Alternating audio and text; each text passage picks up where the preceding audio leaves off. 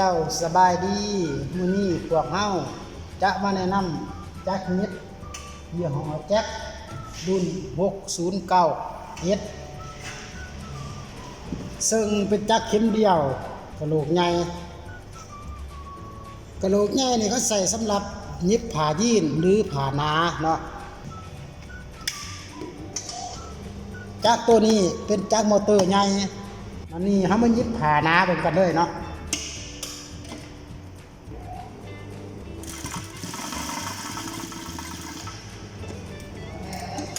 อันนี้4สั่นเนาะเอาสิพับเป็น6เป็น8สั่นเอาสิพับแล้วหนาเป็น8สั่น